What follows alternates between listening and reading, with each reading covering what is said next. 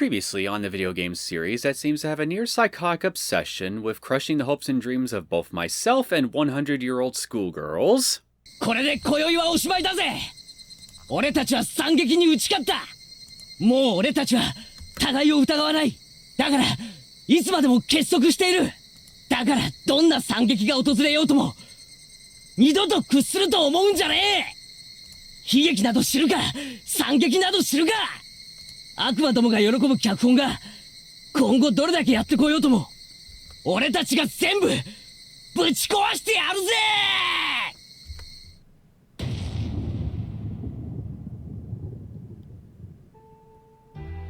It's over?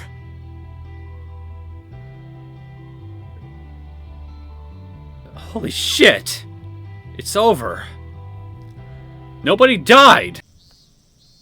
He saw the news of the Great Hinamizawa disaster on TV and met up again with Higurashi. They pledged to uncover the mystery of both the cruel fate that fell upon the little girl. The news of the Great Hinamizawa disaster on TV. The news of the Great Hinamizawa disaster on TV. Great Hinamizawa disaster. Fuck!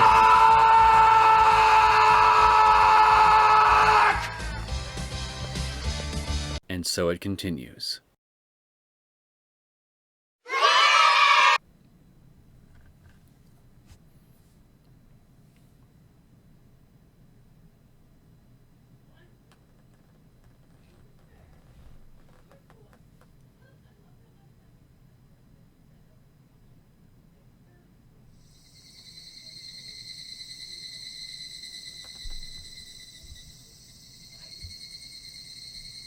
Greetings, my name is Neosekken, and welcome to a brand new Let's Play of Higurashi When They Cry Kai, Chapter 7. If you're just joining me from Chapter 6, welcome back.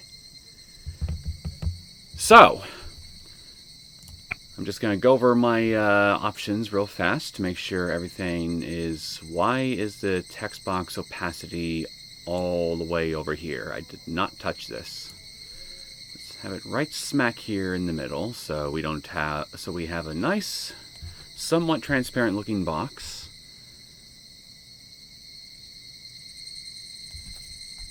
Guess we can up the music volume just a smidge here, so it's not too quiet. Okay, I think we're good to go.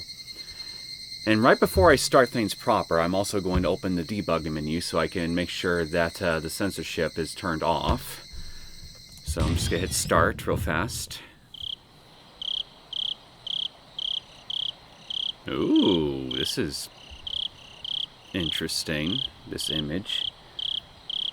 Higurashi, Massacre Chapter. This story introduces the unit inside and out, using all the actors. This is no longer a story, it's a public autopsy for all to join. As they say, after loving someone, cut open their belly and eat their organs. Who outside of Hinamizawa says that?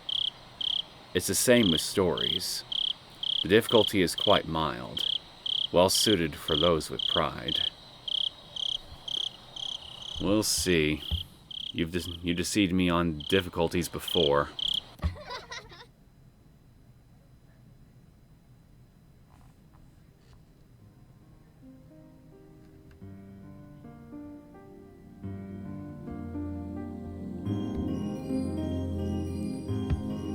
Okay,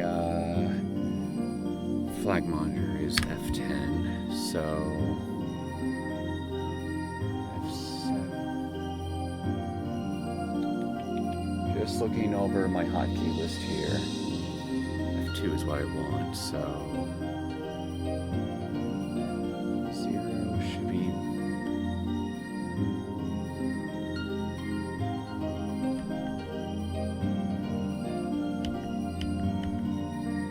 Okay, 0 I believe is what I want, again. So there might be some parts of the script that are unvoiced because of this, because, well, at this point it'll be a fully uncensored script. But that's exactly what I want. So I think we're good to go now. But just be sure, make sure that this thing is fully enabled. I'm going to go right to the main menu real fast.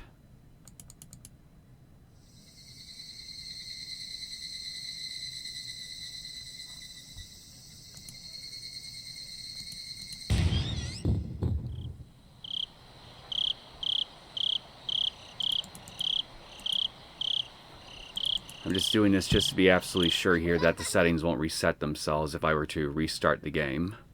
Just a precautionary thing that I do. If it lists the voice matching level as 0, then we're good.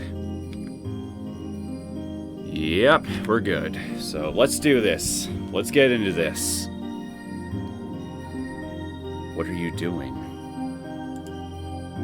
I don't see you playing by yourself that often. All you could do before was to nod to my questions. Since when do you have your own will? Who are you addressing? I'm glad. I finally have a sister, or a brother. Whichever you are. I used to be an existence of nothingness, just like you. But one day, I began to have my own identity, my own thoughts, and eventually, my own body. So it's not a surprise to see you in possession of your own will. Welcome to this vast yet tiny world, my sister. You might be my brother, but let me call you my sister until I know for sure. This is an endless, eternal, and infinite world. You referring to the time loops affecting Hinamizawa? But that doesn't mean it's boundlessly vast. I suppose you could describe it like a ring of a small diameter. While the ring is an eternal, endlessly looping world, that doesn't mean it contains infinite space. Yes, in short, this world is eternally sealed. The future is supposed to be an infinite weave of countless choices. Yet for whatever reason, our world always ends in death. If we were to compare it to something, perhaps a maze of fate would be appropriate. Looping through the same moments forever, steadily grows harder and more dejecting, eventually producing something like me. Then as that draws further on, even one like you is born, and eventually this world may be filled with your sisters too. After that, we'll build a colony inside of it, and once we lose our interest in this maze, Rika Farud will disappear from this world. What the hell are you talking about? It looks like you still cling to this narrow world, Rika. Though I lost interest long ago. Who are you? Which is why I'm truly glad you were born for me to talk to. So what are you doing? Are you collecting fragments of memory? Ooh, we got a little bit of 3D animation going on here. This is different.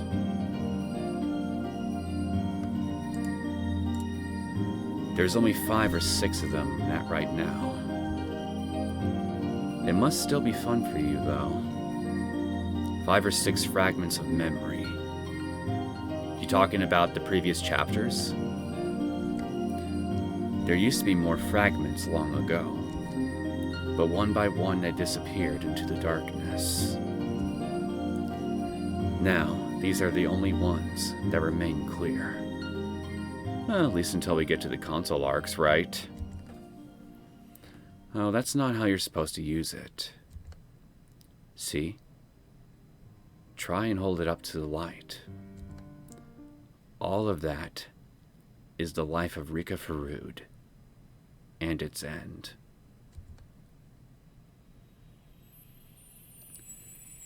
That one is...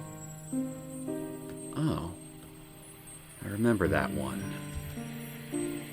That's the world when Keiichi was cursed. Which one? There was at least 2 of them. Those fragments are like books to me. So I titled that one the Onikakushi chapter. 4th wall breaking. Well, maybe not quite, but you know. Do you remember what happened in that one? Good. That makes things easier. In Onikakushi, Keiichi Maebara was consumed by the darkness. He couldn't accept the kind words his friends offered him, and eventually beat them to death, not knowing of their kindness. We were all killed after that anyway. That had nothing to do with his story, though. Guess that confirms then that that Rika was definitely killed. But the only other person who apparently gets killed along with Rika that I'm aware of is that unknown girl that we haven't seen, that she seems to talk to when Satoko isn't around.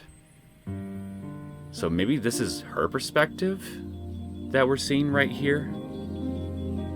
That fragment is the Watanagashi chapter. Shion Sonozaki was cursed in that one.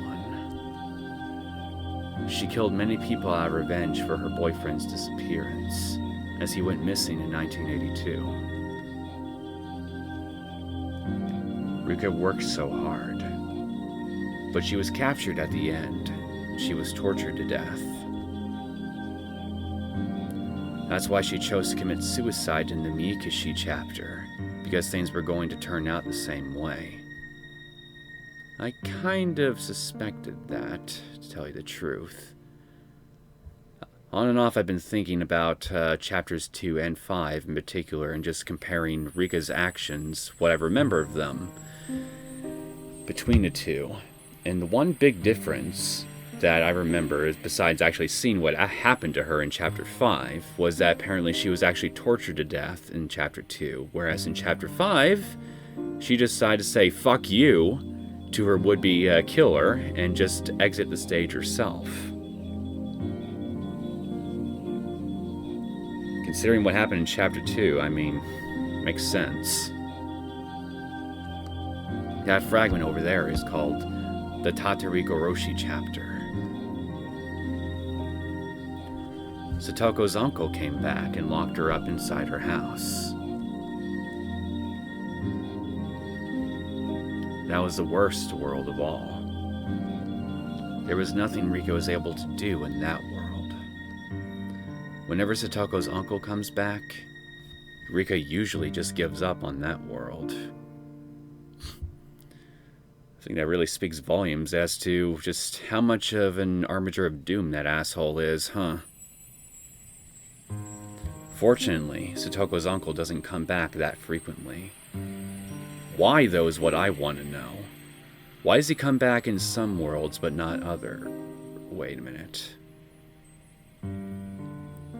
Let me remember the last chapter. He came back.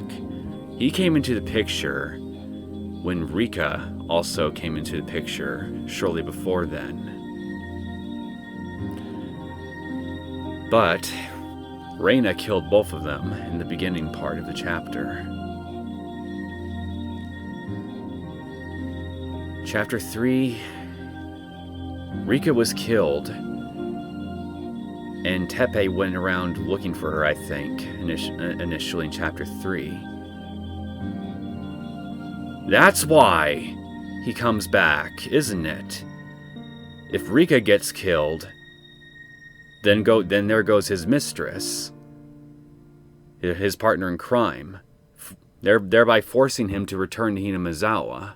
Despite his own fears of, well, the curse and all that, and coming back and causing trouble for Satoko and pretty much everyone else by extension.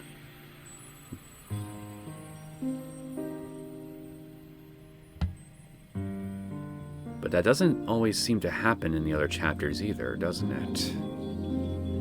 That didn't happen in Chapter 1, it didn't happen in Chapter 2, it didn't happen in Chapter 4 or 5. It didn't happen in Chapter 6 either, because like I just said, we ended up killing both Tepe and Rika. So, maybe that was probably why. It was because we killed him before he even had the thought of coming back to Himazao even crossed his mind.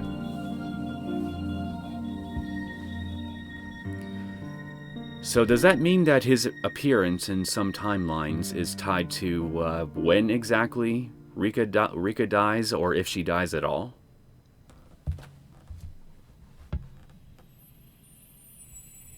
I'm sorry, I should probably save this for all this speculation for another time, maybe. We're just starting this thing, and I'm already going on minute-long speculation tangents. That one is called the Sumabororoshi chapter. Rika was there until just a moment ago. Reina Ryugu was possessed in that world. It was pretty exciting to see her take over the whole school. Try nerve-wracking.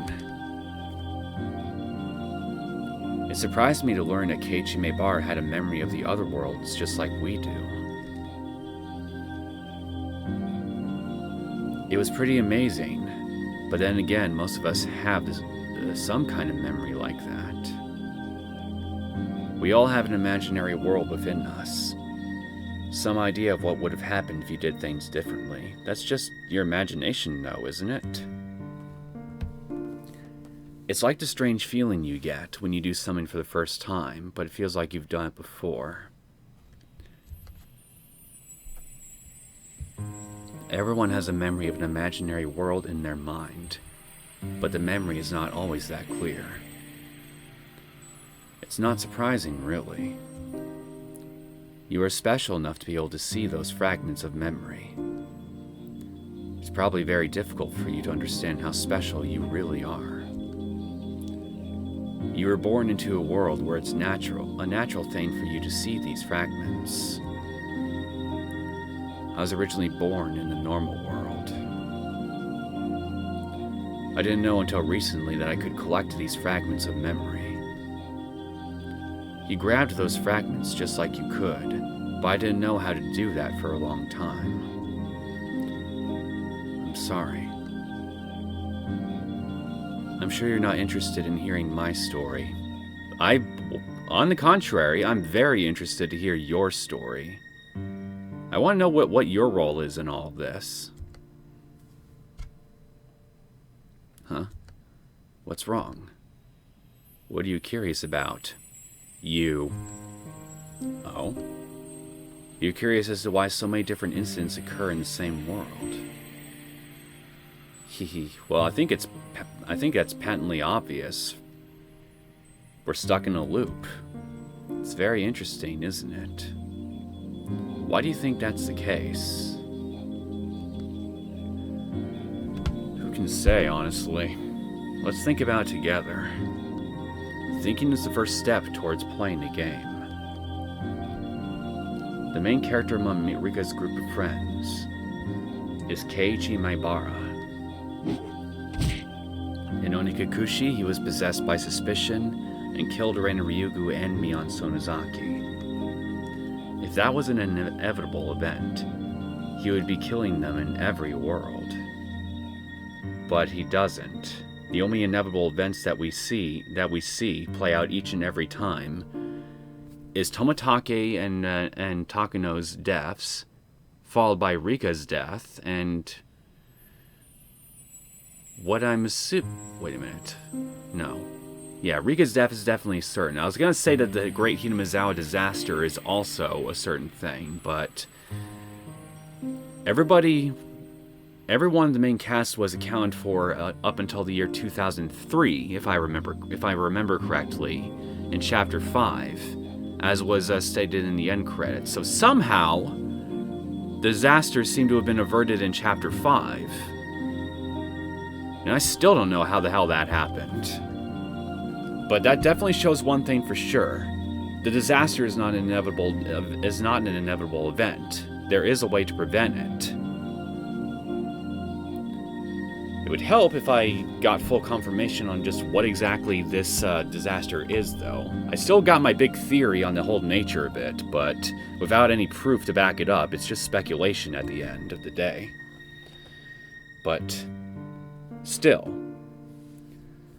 But anyway, Rika's death and Tomitake and Takano's death, or at least Takano's supposed death anyway, those two events always play out each and every time without fail in the previous chapters. Those are the constant consistencies among a sea of inconsistencies in each and every loop. What we gotta figure out is why. Why do those always remain the same?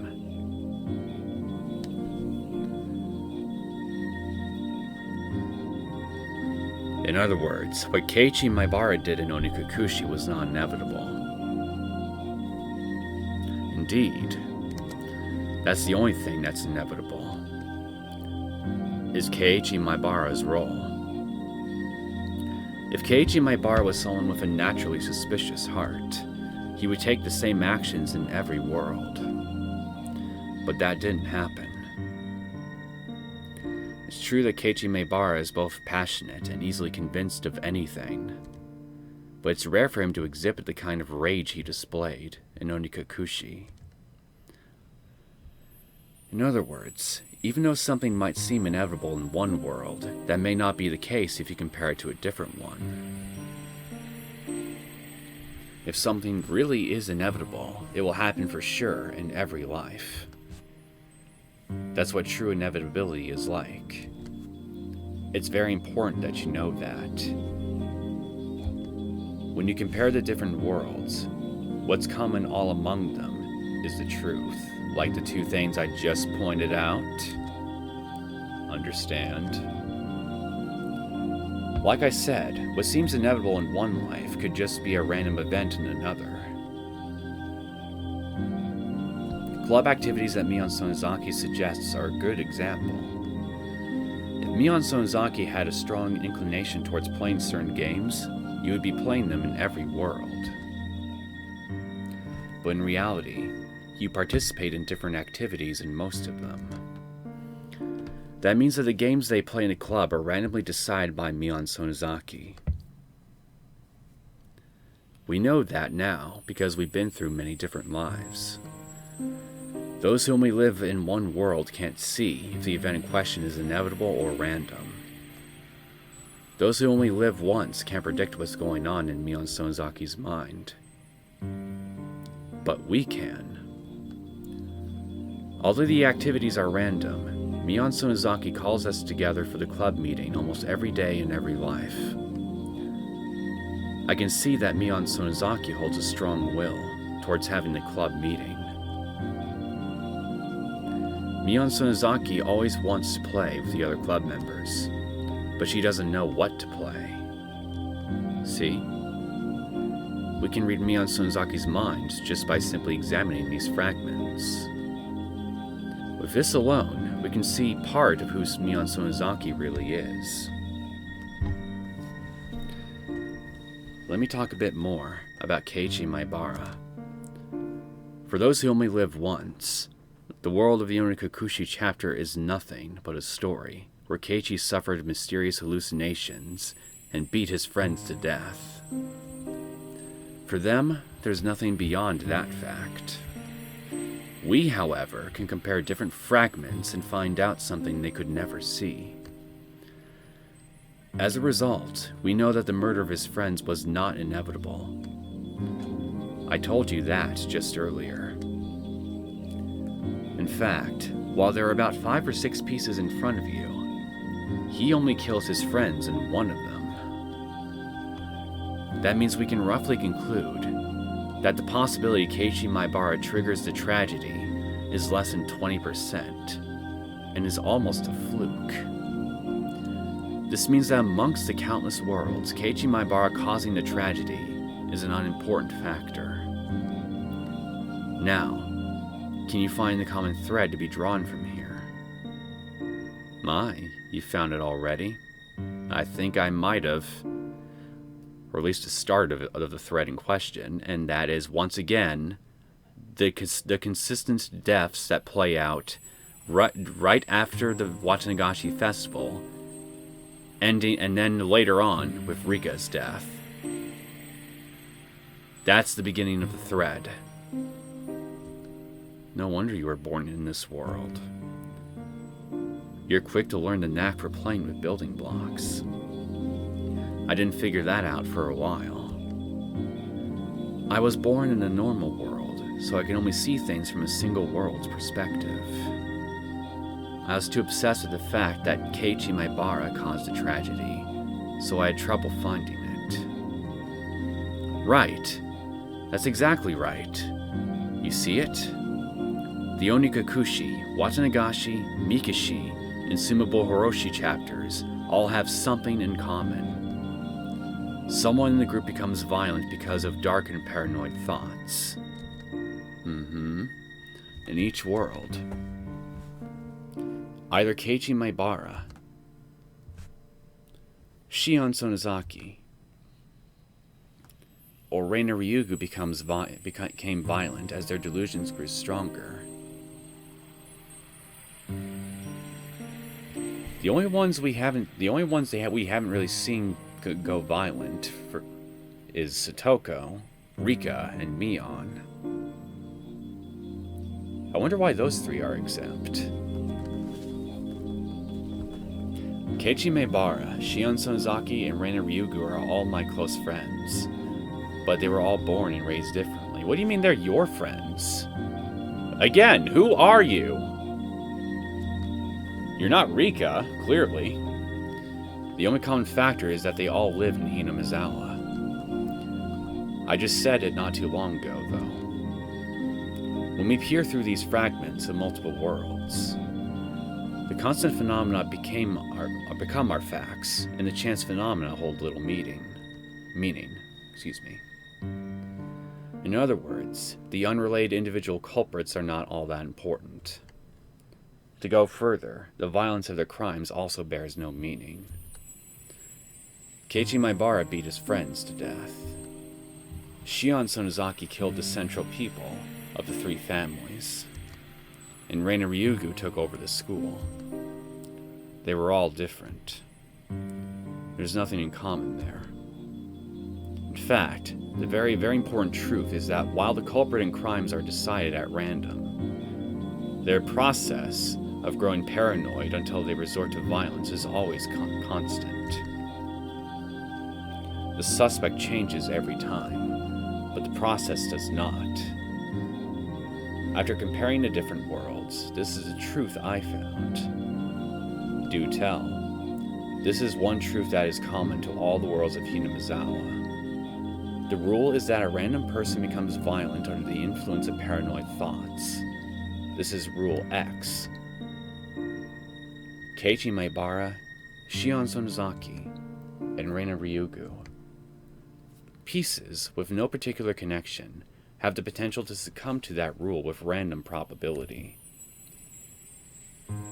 I don't know what the probability is that those pieces will be ensnared by that rule. Perhaps there is some rule to that, too. Is it because all three are all close in age? Or is it because they all live in Hinamizawa? I think Hinamizawa is part of it for sure.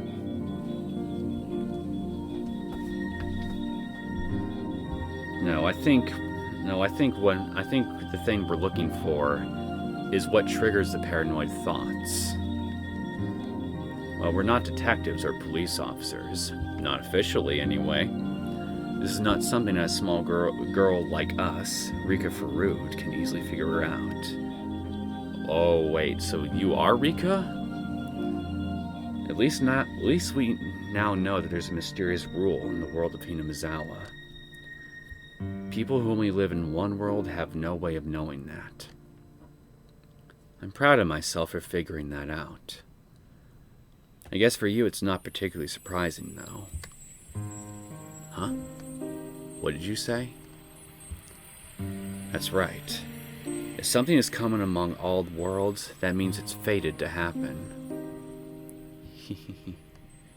Some events quickly come to mind, don't they? Right. Jiro Tomitake and Mio Takano are always killed in those worlds. Okay, so you did notice this similarity. So what exactly have you done to follow up on it, is what I want to know. On top of that, they are murdered in exactly the same way in every world. In other words, unlike our previous rule of its variability, their murders are thoroughly planned out by someone with a strong will. So that does not fit with the mysterious, vague Rule X that leads to random individual violence. On the contrary, I think it very much does play a role. Because we have that parasite, this parasite that basically causes people to go mad with fear and paranoia. And we always have the fact that this parasite triggers inside the person's system when they experience too much distress after a prolonged period of time. And 3, I already suspect that Mio Takano is one of the conspirators behind this whole thing, and is working behind the scenes to make this conspiracy happen, going by all her suspicious actions up until now, and her absolute penchant for getting everyone she talks to keep it a secret what she studies about. And she just so happens to make a whole bunch of scrapbooks relating to that have a whole bunch of stories like the one she tells the main characters, as we saw in chapter 6. And then finally, there's also the role I think she's had in Tomitaki's death as well. Like, I'm sorry, but you can't convince me otherwise that she's not up to no good. I think there's too much evidence at this point to not see her as a suspicious actor in all of this. I think she has something to do with this conspiracy. I don't know what her role is exactly, but she's part of it. That's my theory. Because I think that she's working to make this conspiracy where people go crazy, and eventually the entire village goes crazy and kills itself after Rika ends up getting killed in the gruesome manner in which she's killed. I think Rule X, as you call it, and Tomitaki and Takano's deaths are in fact connected. After all, they are always murdered, regardless of who falls to Rule X. Therefore, there's another rule to these worlds. A rule that says Jiro Tomitake and Mio Takano will get killed on the night of Watanagashi. Let's call it Rule Y. Don't you see how funny this is? Jiro Tomitake and Mio Takano are killed in every world, right? Every time, the character who gets cursed always thinks that their deaths have something to do with the danger that's awaiting them. The fact that someone turns violent, Rule X, and Jiro Tomitake and Takano's deaths, Rule Y, are supposed to be two independent rules, but they all tend to link them together. Of course, one could say that's how they become ensnared in the spell of paranoia, leading them to violence to begin with. But do you think, in their paranoia, that they know someone is trying to lead them to link those rules together? Yes. Whoever the piece leading them is, they are the one making this stage called Hinamizawa very complicated. You should have noticed at least 2 suspicious people. Do you know who I'm talking about? Well, Nurse Killjoy's number one. The other one is, of course, Rika. But I don't think she's I don't really think she's really doing anything to cause all this either, so. Who's your number 2? Just tell me. I'm curious. Maybe I'm missing something here. That's right. I'm referring to Ushi. What's suspicious about him? And Mio Takano. When you compare our previous fragments, the role of the piece known as Kurado Ushi becomes clear. He's a detective who's retiring this year, and he's in a hurry to solve the mystery of this series of deaths in Hinamizawa. Yes, because I think he's just got a bone to pick with the whole village, and mostly the Sonozaki family, because they killed his mentor, the dam foreman. That's my understanding of events, anyway. Pretty understandable motivation, really. After he retires, he'll have to move away from the village. That's why he's desperate to solve this case before he has to leave Hinamizawa. Why is he so obsessed with the serial murders in Hinamizawa? I just gave my answer. That's right. It's because of the first murder involving the manager of the construction site. The victim was Ushi's close friend. You will see that if you look at the Himatsubushi chapter. Ushi was there when the dam conflict was at its peak. He saw how the Sonozaki family took control of the Onikafuchi Guardians, and he believed that the Sonozaki family was pulling the strings behind the whole incident. Turns out they really weren't. Not completely. That's why he always suspected that the Sonozaki family was behind this series of mysterious deaths, regardless of the evidence or lack thereof. His personal biased belief, combined with his credibility as a police detective, affected the pitiable victims of persecution complexes in each world. As a result, the pitiful victims of Rule X came to accept the Sonozaki family as the identity of the unknown force their paranoia seeks. Shion Sonozaki's case was the most conspicuous one in that matter. So yes, if this piece, Ushi, didn't intervene, then perhaps the victims of Rule X wouldn't have resorted to such violence. I don't know. Putting it like this, it sounds to me like his role in causing the other characters to go nuts was purely accidental rather than intentional. So the role his piece plays is to indirectly cause the tragedy. I don't know who named him this, but Oyashiro-sama's servant is the perfect nickname for Ushi. The other suspicious person is Mio Takano. One would assume the only role of her piece is to amuse herself with research into Onikafuchi's dreadful history, and to take pleasure in scaring others with those tales. However, just like Ushi, she also gives them the idea that the Sonozaki family is behind all the mysterious incidents that happen in the village. She interfered the most with Reina Ryugu. For Mio Takano, Reina Ryugu was the perfect prey, grasping at straws to try and identify the force she suspected. Ironically, however, Mio Takano always ends up getting killed at the end. If she had survived and seen Reina take over the school, she would have laughed long and loud.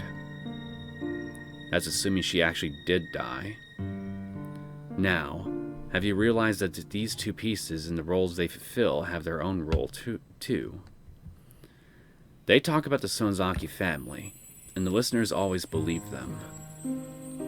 This is Rule Z, and what a humorous rule it is. You should already have an answer to this mystery in your fragments on hand. The fact is that the Sonozaki family always acts as if they are responsible, no matter if they are or not. They always pretend to be the villains in order to make sure that people continue to fear them. As a result, the villagers have believed that the Sonozaki family has been pulling the strings ever since the dam conflict ended. Kurado Ushi and Mio Takano were simply fooled by that rule. Actually, the whole village is fooled by it. Still, The more I think about it, the stranger this series of mysterious deaths in Hinamizawa seems to me. Do you know why? Nearly all the fragments of memories we have here are from 1983, so I have no idea about the incidents from 1980 to 1982.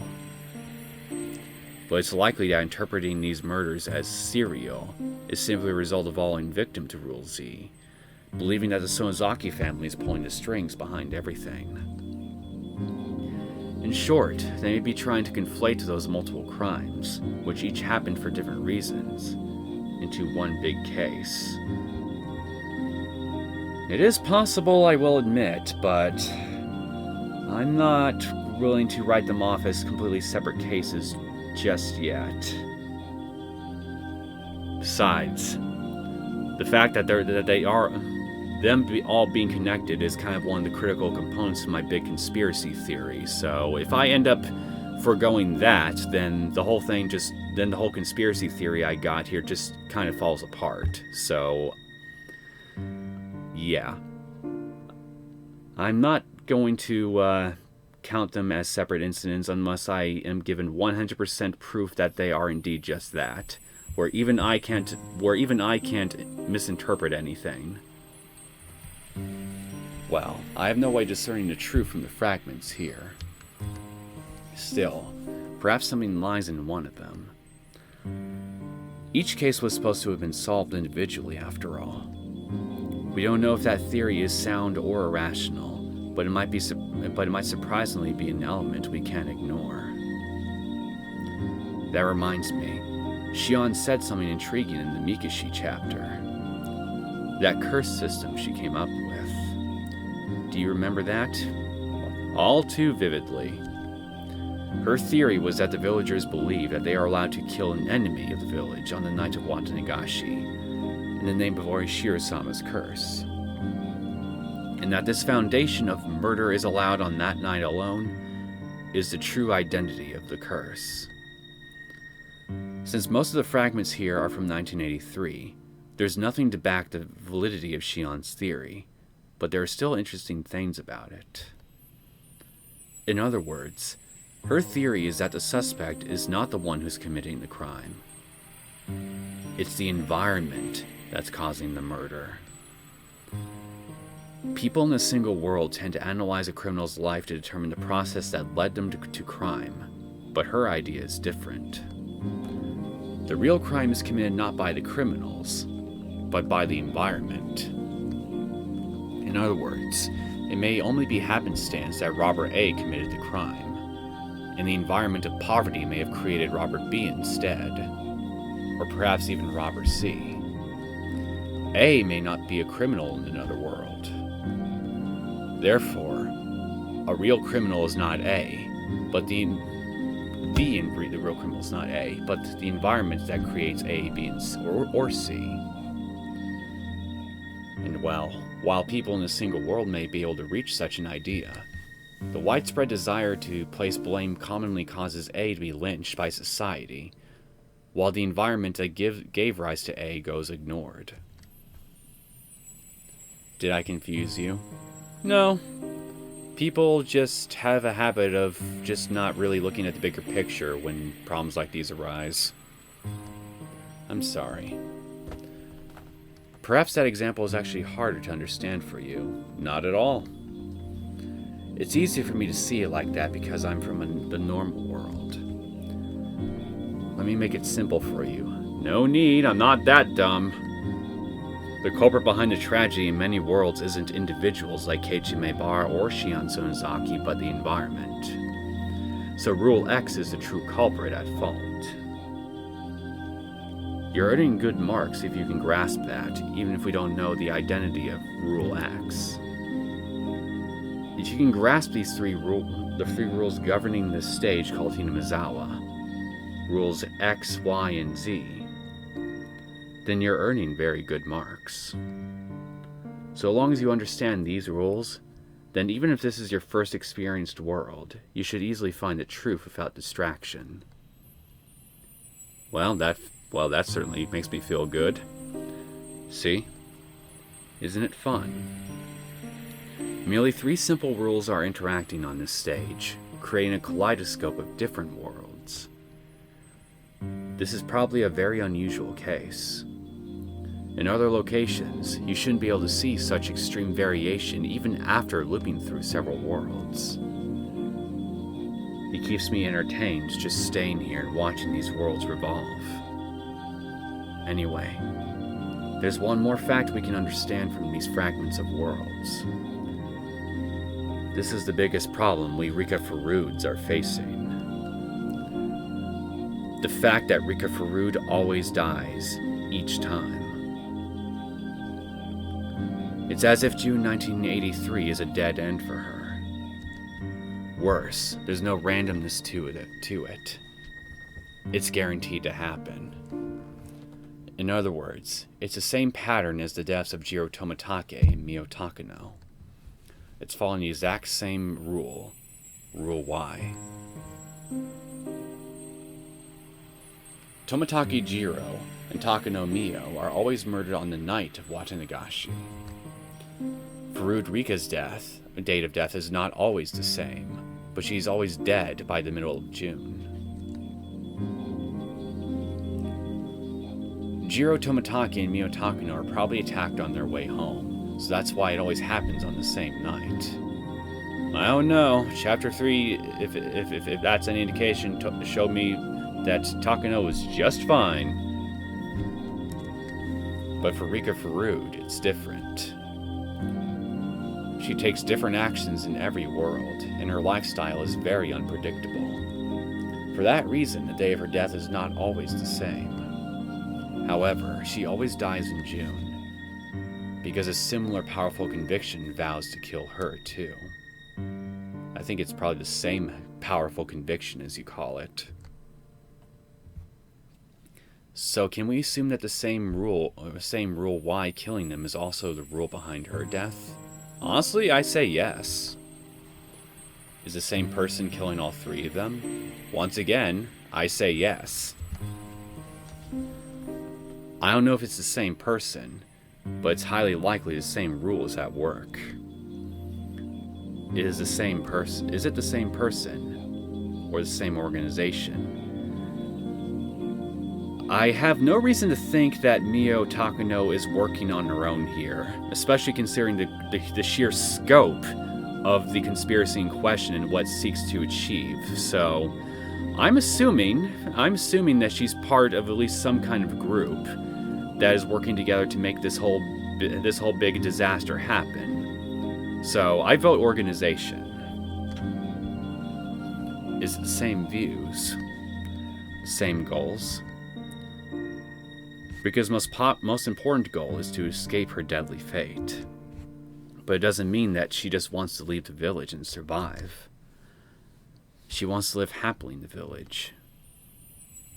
All of her friends must also be happy too. That's Rika's happy future. The ideal future she hopes for. It's tragic that we can't realize such a simple desire no matter how many times we repeat this. Though, it's a tragedy we're only able to perceive because we're beings capable of comparing the fragments from different worlds. By the way, I have some interesting information. While Rika is almost always killed by Rule Y, have you noticed that she's killed by Rule X in some worlds? Huh? Right. It happened in Watanagashi. Oh, wait. Wait! I was wrong then! Her death by the conspirators isn't an inevitable factor. Sometimes she ends up getting killed by one of the other cast members. Holy shit! Why didn't I notice this until now? What is wrong with me?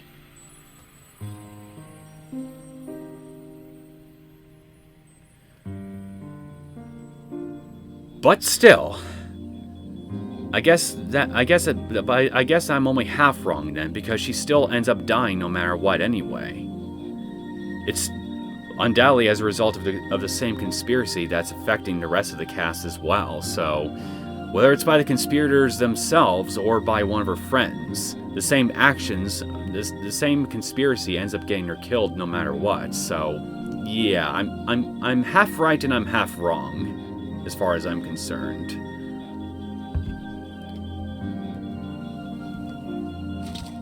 Rika Farud committed suicide, but you can say she was more or less killed by Rule X via Shion Sonozaki in those worlds. In other words, this is a blunder for Rule Y.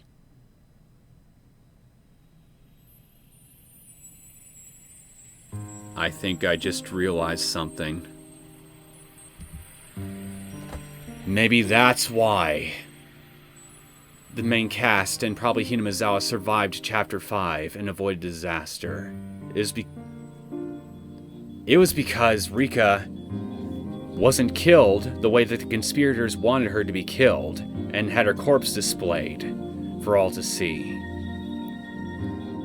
The exact way that the conspirators wanted her killed in order to instill as much fear and paranoia in the village as possible, thus causing them all of them to go insane and kill each other. In chapters 2 and 5, Rika is just simply killed by a crazed Shion. So, while it certainly would be distressing for the village, it undoubtedly wasn't distressing enough to make them all go crazy with fear.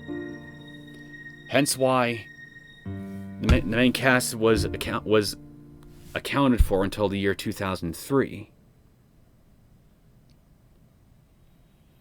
So, Shion.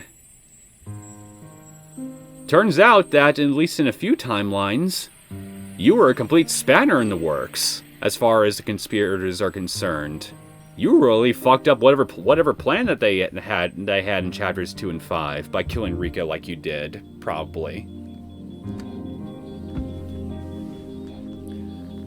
Rule Y is trying to kill Rika with a strong desire to achieve some aim. But she was killed before that, as a result of the unrelated Rule X. I think I'm not going to repeat myself here. That might have caused them to show some disturbance. If Rule Y's objective is simply to bury Rika, then that's not a problem. But if they have some objective beyond that, then that might show up as some other phenomenon. Perhaps the Watanagashi and Miikishi chapters have something in common. Something that doesn't happen in the other worlds. The disaster.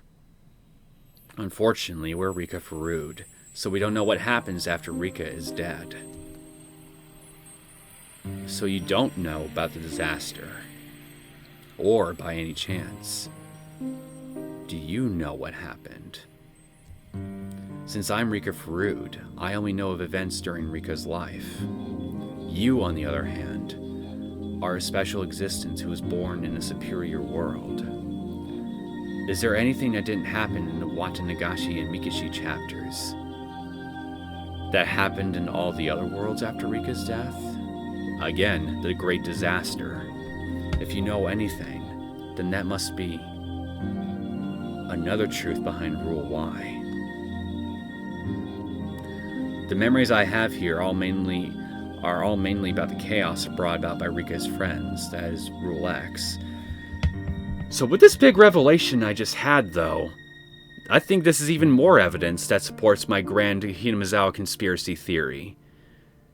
The fact that Rika ended up dying in a way that was different from any other chapters that wasn't 2 and 5 ends up apparently preventing the great disaster from occurring.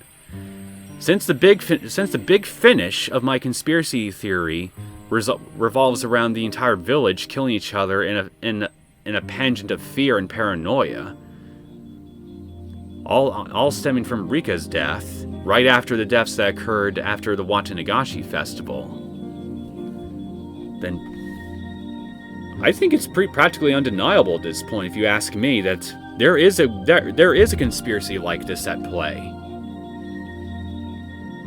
I don't really think there's any getting around it anymore. But its foundation, Rule Z, and the obvious hostility common among all worlds, Rule Y, are what I believe to be the true rules governing this stage. If so, then Rika's path is a thorny one. She needs to fight Rule Y in order to survive. Unless she defeats it, she has no future past June 1983. And to win her own happiness, she must also beat Rule X to win her friends' safety. So long as that's undefeated, one of Rika's precious friends may be led to tragedy. If that happens, then even should Rika survive, she wouldn't have the happy future she hopes for. She also may have to defeat Rule Z, just as Sonozaki Shion faced it in Mikishi. So long as Rule Z remains, even if she escapes 1983, it's possible another tragedy may lie waiting in 1984. It's extremely likely that Rule Z is the breeding ground for Rule X. Hinamizawa's fundamental belief that the Sonozaki family is behind everything, and the custom that anything can be misconstrued as the curse, may indirectly be the root of all evil here. I kind of agree with you there. People are not surprised to see somebody die on the White of Watanagashi. That type of thinking is keeping the curse alive in Hinamizawa, where it causes even more tragedy. It's Rule Z reinforcing itself. Rules X, Y, and Z. There are 3 rules that hunt Rika down in the eternal June of 1983. They are all tough obstacles. We didn't even figure out these 3 common rules until recently. Were you aware of them? If you were, I'll give you straight A's. Hell fucking yeah, I'm an A student, bitch! I've tried so hard in the past to break these rules, but I was never successful. However, a miracle happened in the Sumo Higurashi chapter. This fish brain remembered shit. Keiichi Maebara was able to recognize a small fragment from another world by chance, and he beat Rule X. By chance? Or is it some kind of fate? In the end, Rika was still killed that night by Rule Y, though. But still, one rule was defeated. That was a huge leap forward. Rika knew there were 3 common rules among the worlds, but she could never break any of them. Eventually she gave up and lost interest in the worlds. That's how I was born. However, she's different now. She learned something valuable from Keiichi Maebara, that the rules can be broken with a strong enough will to fight. If she can break all 3 rules, Rika Farud will be freed from her eternal prison. She doesn't have much time left, though. Rika has traveled through many worlds. Her physical lifespan is not a problem, but her mental lifespan is getting shorter. You mean she's just going stir crazy or something from all the constant loops? Or is it just her mind is just simply giving up in every sense? Mentally, she is extremely old, and her soul is starting to turn to something different. In the end, she'll probably lose the ability to experience singular worlds. She's already showing those signs, and eventually her memories from the parallel worlds will mix together, ultimately causing her derangement and the loss of Rika Farud's soul. Then she will disappear. That means that you and I are going to be left in this dark world. The fragments of our memories will gradually disappear, and we will be left alone in the eternal darkness. Eventually, we will die. Well, not if I have anything to say about it. If they'll give me... If these games will actually give me a chance to do something for once. Of course. Rika Farud is aware of that. She knows that her mental lifespan is getting shorter and shorter.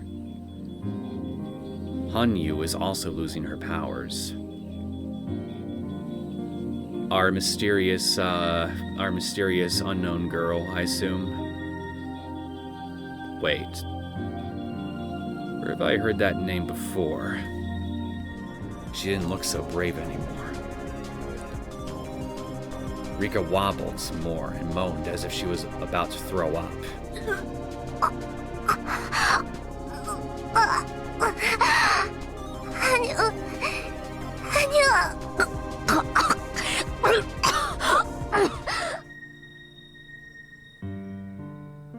You must be referring to this unknown girl, then. Her name is Hanyu? She can't rewind through years of time like she used to. Her power has decreased so much that she can barely rewind 1 month of time. You gotta be fucking kidding me. So, wait. Well, then again, the mere fact that the time loop exists could in itself have been evidence of supernatural phenomena at play. Not just like a strange science fiction one, but I guess it kind of is supernatural by default anyway, but I'm just worried here that now that this Hanyu, now that we got a name for this girl, and now I know that apparently she has time travel powers, that my big theory is that there is going to be some kind of curse involved, and it's going to end up tossing a few of my theories right out of the freaking water. I don't see how it could, though, honestly, at this point, because I think I have a very strong foundation for a lot of my theories. But you never know. Maybe it'll just maybe something will come completely out of left field, and it will just somehow end up canceling out a lot of that foundation of mine anyway, and leave me very confused and probably a little angry, depending on the exact nature of this twist. This hypothetical twist. But again, maybe I'm just being paranoid. Let's just continue. Actually, she can only rewind a few weeks.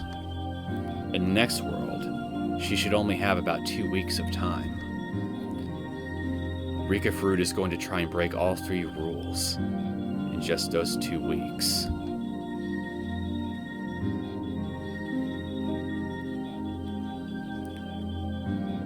I want to know what's outside the well, so I tried to claw my way up from there. I wanted to know what's outside the well, so I continued to climb even when I fell and injured myself. I finally realized the higher I climb, the more pain I feel when I fall. When my curiosity toward the world and my physical pain become equal, I finally understood. Damn it. Another quote from this Federica person. Ch.7, Higurashi.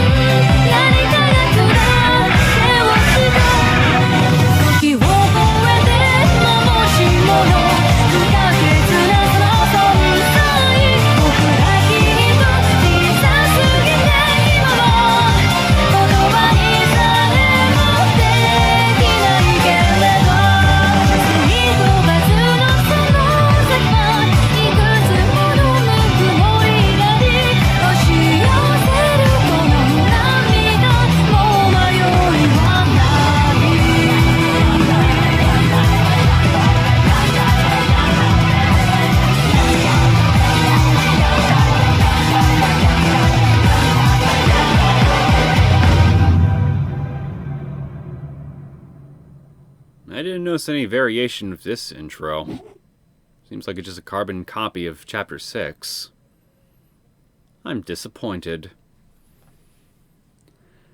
I felt no gravity in the darkness, and lost all my senses as a result. I banged my head on the floor with a dull thud. Seeing stars behind my eyelids, I curled into a ball while holding my head in pain. 大丈夫？怪我はない？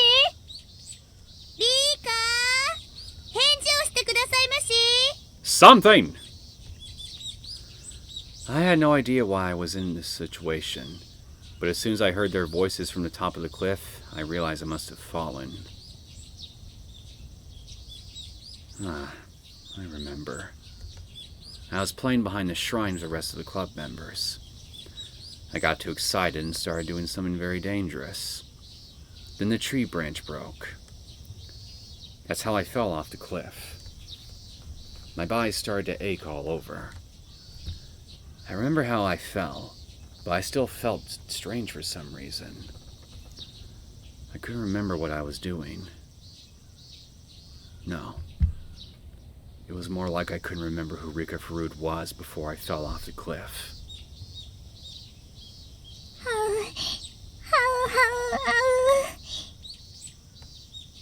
That's a very strange sounding dog, I hear. I heard Hanyu's panicked voice, and the dog's name is Hanyu. So you're Hanyu! I've seen you before.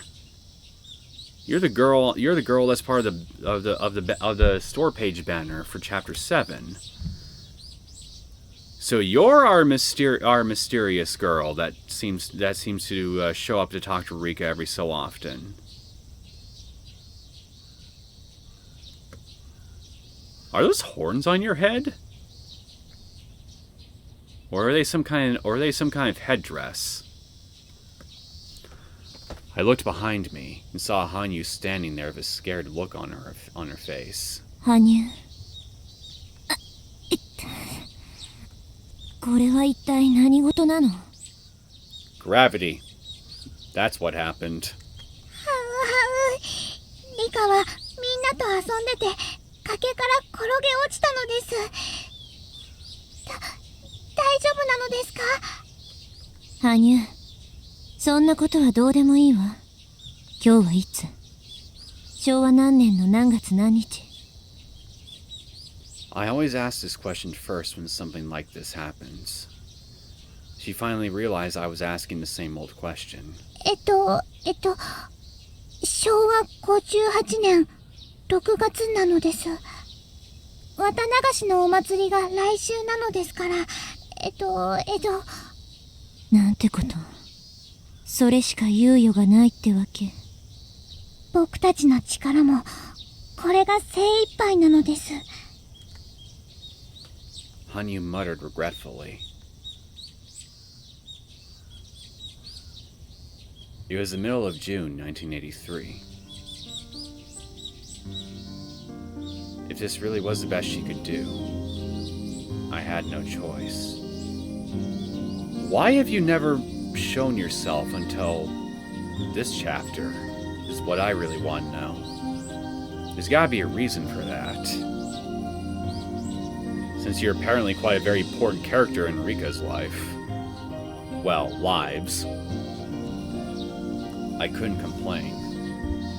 I gradually started to remember more things. 私がまた昭和58年の6月にいるということは、また私は殺されたのか。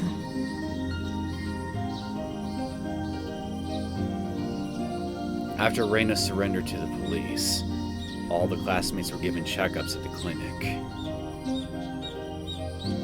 I didn't get hurt, so I was sent back home after they determined that I had no injuries.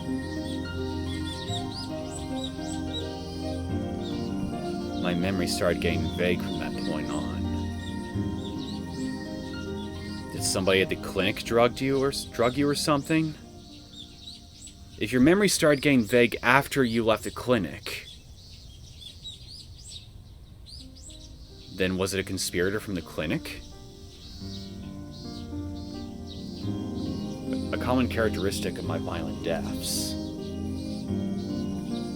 When my life is taken away violently, the memory before death becomes vague with static. Probably because someone drugged you, maybe. It's like a violently ripped up roll of toilet paper. That example should make it easy to understand, even if it's uncouth. That's why I have no clear memory of what happened and how I died that night. I only have vague memories. I think someone covered my mouth with a handkerchief or something, and I passed out. Well, I consider that drugging. That's about the only thing that I remember, and only vaguely. I'm not even sure if it really happened. Well, if you keep experiencing a memory like this, with each and every loop, I'm pretty damn certain that it's happened. Someone came and kidnapped you and then killed you. Which, again, ties into my grand conspiracy theory. The only thing I know for sure is that I was attacked on my way home, or possibly after I got there, and that I was murdered suddenly. I don't know who killed me or how I was killed. I'm glad that at least I don't remember the horrific ending to my life every time it happens. Because of my experiences, I think I now understand why ghosts wander around this world, not knowing that they died so suddenly. If it's a death from a long-term lasting illness, people tend to remember that they were sick. They can kind of assume that they died after being sick for a long time. But when your memory is violently disrupted like mine, it can get quite confusing. When I first experienced this, I wasn't sure if I was dreaming or not. I even thought that I hit my head hard and lost my memory. I needed to organize things before I got too confused. My name is Rika Farood. People look at me in a special way, but that's not a big deal for me. All I want is a happy life where I can play around with my best friends. I can't remember how long I've been living just for the sake of obtaining that simple happiness. This Pantagirl here is named Hanyu. I'm the only one who can see her. That's why we've never seen her until now. Because for some reason, Hanyu, are only visible to Rika. Could you shed some light on why that is, please? I'm quite curious. Perhaps she only exists inside of my head? You don't know? At any rate, Hanyu is invisible, and can generally only interact with me. It'll be a long story if I try to explain Hanyu's existence, so I won't be doing that right now. Let me get a good look at you. You're wearing a classical style of Japanese dress. Your hairstyle is not, well, it's not hime cut, but you still give off a very formal look, shall we say? Kind of priest-like, maybe. Maybe. Some kind of spirit from a few centuries ago?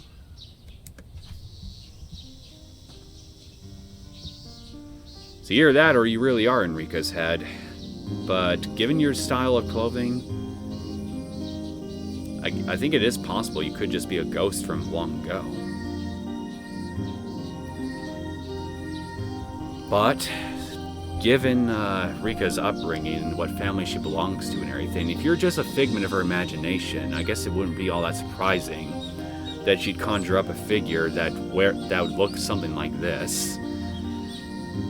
Considering, well, once again, her background, where she lives, the local folklore and all that, maybe this is just like an idea of an older ancestor or something like that, or just I don't know, just something like that.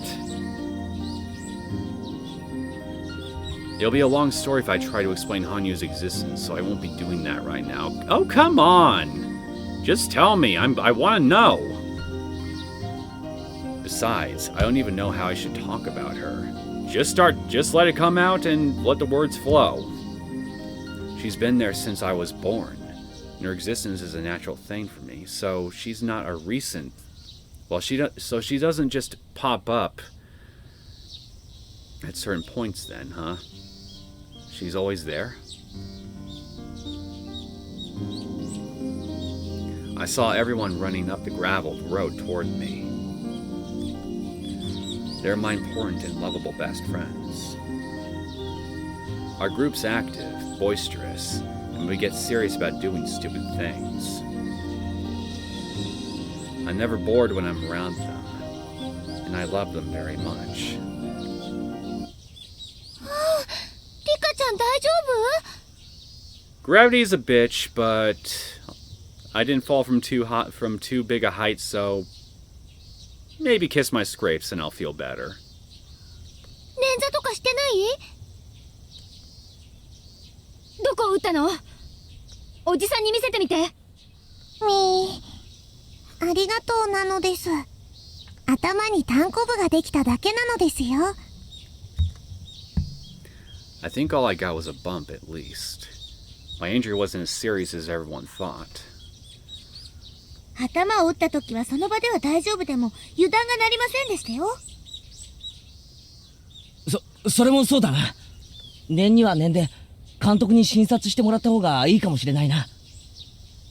Can she not? I mean, I don't question that the guy, well, then again, I got my own suspicions regarding that clinic of his, so maybe he's just putting on a nice guy facade. Maybe he's one of the conspirators or something. And secretly behind that nice little face of his is a cackling, card-carrying villain who's got an invisible mustache that he twirls, where if you were to uncover the mask that he wears, he'd probably give us a little bit of nightmare fuel regarding his true personality, and, well, yeah. But anyway, assuming, though, that kind face that he presents us with is actually genuine, then I still wouldn't recommend that Rika go visit him, because we all know Coach's tastes. Sending her alone seems like a bad idea to me. Even though this is Rika we're talking about. The girl who's lived hundreds of lifetimes, probably hundreds. So I'm sure she at least can defend herself with some proper preparation and all that. どうしよう、監督を呼んでくる? そうだね。近くの家で電話を借りて監督を呼んでみるよ。そこまでしなくても大丈夫なのですよ。この通りピンピンしてますのです。ニパー。ダメですわよ、リカ。万が一ということがありましたよ。Alright, fine. Whatever you say, Trap Master. Satoko warned me with a stern voice. It really wasn't a big deal, but I decided to nod since Satoko was trying to be generous. She wasn't trying to boss me around or anything. She was only saying that because of how much she cares. I've seen it before in the many different lives that I've been through. I have no doubt that she's really concerned about me. It's not just Satoko. Mion, Reina, and Keiichi are the same. They're all so nice to me, and they truly do care. Mion left to look for a phone. Reina also left with a towel looking for the water tap. Satoko remained nearby, taking care of me with a worried face. And Hanyu was just standing there, still wearing a panicked look. Give me words of encouragement, purple hair. Keiichi seemed to be panicked too, but he was trying not to show it. He was standing by me, wearing a calm expression. 大丈夫か? 大丈夫なのですよ。もう全然痛くないのです。なら不幸中の幸いだったよな。よかったよかった。I wouldn't feel anything special about his words if this was a while ago. But at that moment, when Reina took over the classroom, when she hurt Mion, Keiichi tried his best to save Reina, even so. He was more reliable than I ever imagined from his normal behavior. He's usually an insensitive guy who hurts other people's feelings without noticing, but that's not his true self. He has a secret side. He's willing to sacrifice himself for other people. I was just observing that not too long ago. That's why I can honestly feel his generosity now. Now that I think about it, Keiichi regained a memory from another world the previous time around. Is it possible that he carries that memory in this world too? If that's the case, I have some hope. Knock his noggin, so his noggin gets a joggin', and then some past memories come a knockin'. Do it! Seriously, just do it! The sooner we can get him to remember, the better our chances will be at figuring this whole mess out. Hanyu and I are totally powerless. Hanyu is only like heir to everyone but me, but I'm just a little girl. There's only so much that we can do ourselves. But Keiichi is different. He changed the fate that I once had resigned myself to. He's somebody who may have the power. Take me to my unseen future. If I can get Keiichi to understand me, he could be my hero. Perhaps I'm actually not expecting that much out of him. I just want someone to understand my struggle being stuck in this maze. Keiichi? I spoke to him slowly. It had been a while since I felt so nervous. I hadn't felt this way since I started my endless life in 1983. As a witch, I normally would know what his response would be before even talking to him. I often remained silent because I already know how pitiful the reply would be.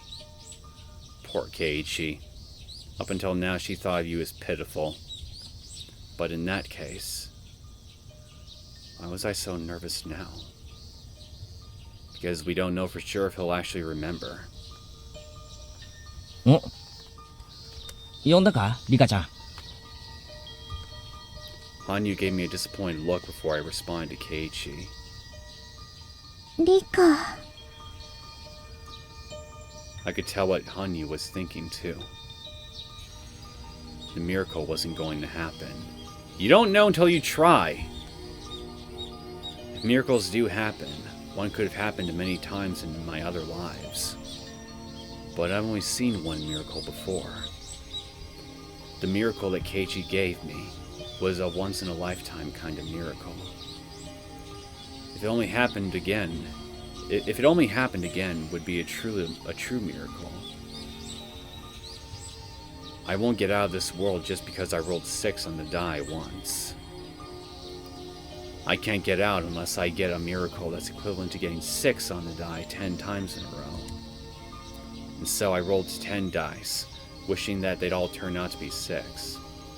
Guess we also got our confirmation on who was narrating the dice tip. Keiichi. どうしたんだよ。どこか痛むのか？ He looked at me worriedly after I called his name twice. ケイイチは覚えていますですか？ I knew how sudden my question was. As I thought he would, he looked at me with a confused face. え？覚えてるって何の話だよ。Be more specific. I looked inside his eyes to see his true feelings. He should remember. He should know. Even though he doesn't have the memory, Keiichi experienced it. なんですのケイイチさん。何かリカに悪いことでもしたんじゃありませんの？ On the contrary. 自分の胸によく聞いてごらんなさいですわよ。圭一、学校の屋根の上に登ったことを覚えていますですか？ I'd prefer something a little more specific than that, but that's a good start.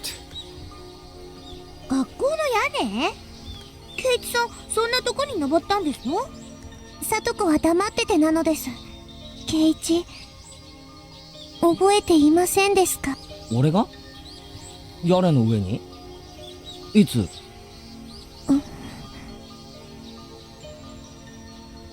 ？Go ahead. Tell him when. いや、リカちゃん、それは多分他の誰かの勘違いだろ。俺屋根なんか登ったことないし、登り方だって知らないよ。Of course you haven't experienced it in this world yet. Pry harder! But please tell me that you remember. I know you've never been up on the roof, but you should still remember doing it. You shouldn't be able to remember it true, but you actually did once. You should be able to remember it once again. 屋根の上にボールでも取りに行ったんじゃありませんの？いや、そんな経験一度もねえよ。里子は経験あるか？まさか屋根の上なんて上がったら先生に怒られましたよ。Somehow I could actually picture you going up there on your own. でもさ、屋根の上で昼寝とかしたら気分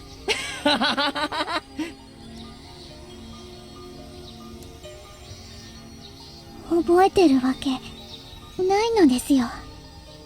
Yeah, well, there was apparently no way he was able to remember in Chapter 6, and yet he did anyway. Gah. そんな簡単に奇跡が起こるなら、僕もリカもこんな苦労はしないのですよ。Shut up. I knew that. I knew that he wouldn't remember. どうせまた僕たちはお祭りの終わりとともに消えてゆく夏のセミの運命なのです。うるさいな。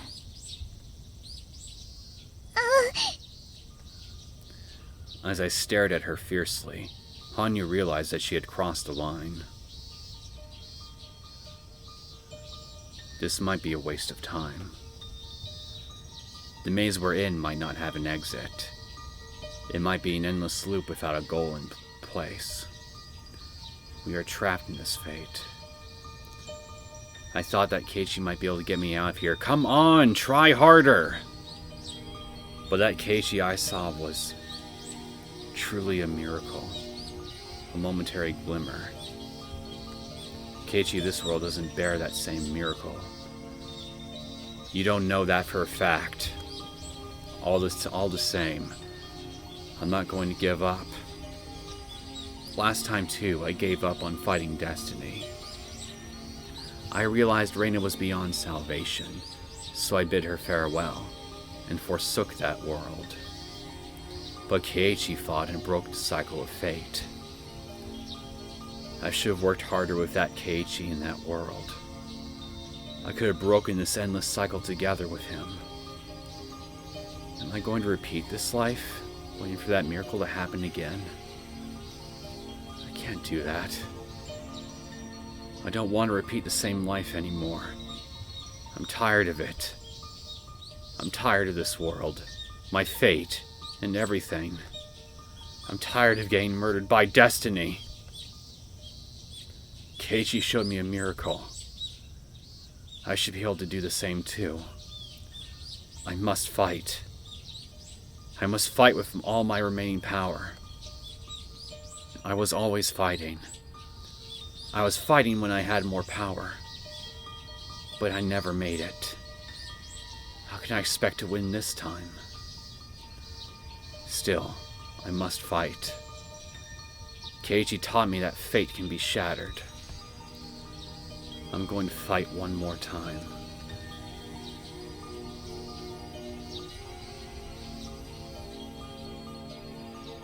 If you're going to end up fighting one more time, then what's Chapter 8 exactly? You just assigned, what the hell? I'll fight again? New tips unlocked to my granddaughter. And nobody tell me what Chapter 8 is in the comments. This isn't me asking anybody to tell me what Chapter 8 is in relation to 7 in any capacity, or any of the other previous chapters. I want to find that out myself. To my granddaughter. I'm sorry for leaving you like this. I just need you to understand I'd rather take my own life than be fearful of how many days I have left to live. That's why I'm writing this letter to you. Oh, suicide letter of sorts? I can't stand the fear of being able to leave behind a will while my life is prolonged, even as I lose my consciousness. In the end, there's nothing I can leave behind for you. I was unable to leave any of my achievements to this world. I was forgotten before I was dead. I leave this world a humiliated man, knowing that I had no appreciation from anyone. You must do better than me. You must achieve something that your grandfather was never able to achieve. I don't mind what field you choose. You must leave your mark on this world. You must leave behind your achievements. You will eventually die someday. You will eventually turn to ashes. As a human being, that's your inevitable fate. But if you achieve a great success, you will live forever even after you depart. Those who live beyond their deaths are called gods.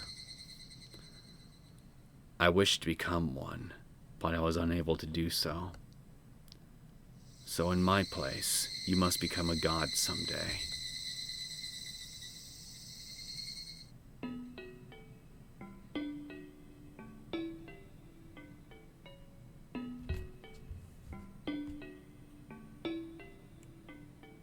Okay, that's an interesting, if depressing, letter. But who's the granddaughter in question is what I want to know.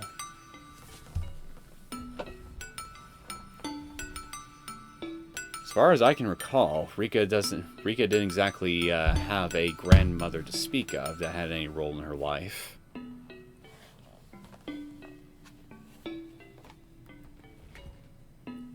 But considering this is a tip, there's no way that it's not important in some way.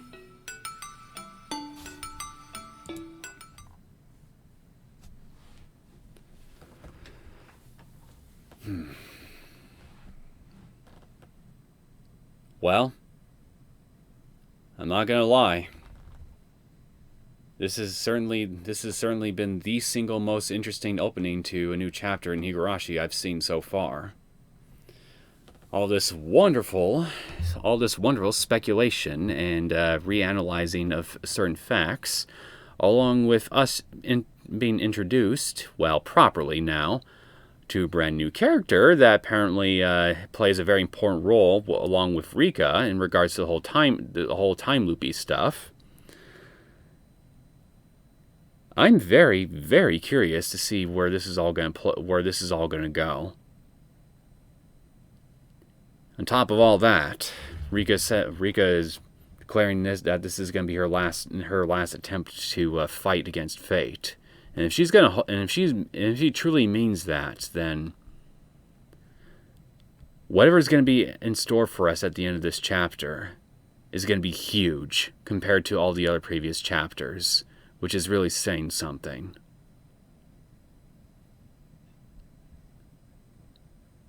And there's only one other chapter after this one, so I can only speculate just what the hell is going to happen in this chapter and how it's going to end up setting things up for Chapter 8. It kind of makes me a little nervous, to tell you the truth, because I have no idea if there'll be a good thing or a bad thing. Even though with Chapter 6, we had some reason to be hopeful for a little bit, at least, with Keiichi both remembering the events of Chapter 1 and also stopping Reina from killing anybody. Even though that world ended up getting destroyed in the end anyway.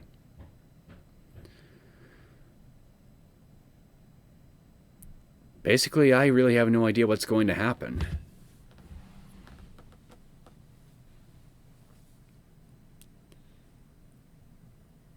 I got my big theories regarding what is happening yes, but what's actually going to happen at the end of this long journey, or even this very chapter, I really don't know. I can't say for sure. Maybe we'll find a way to break these 3 rules and acquire true happiness for everybody in the end after all. Or maybe it's just a tragedy through and through, and no matter what anybody does, they're just destined to be stuck in this eternal loop.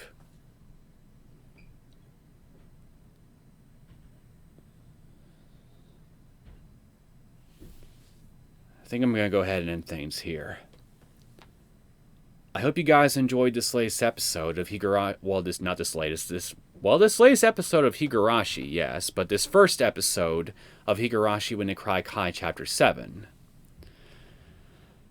If you did enjoy it and you want to see more content from me, feel free to subscribe to my channel. I will see you all next time. Take care.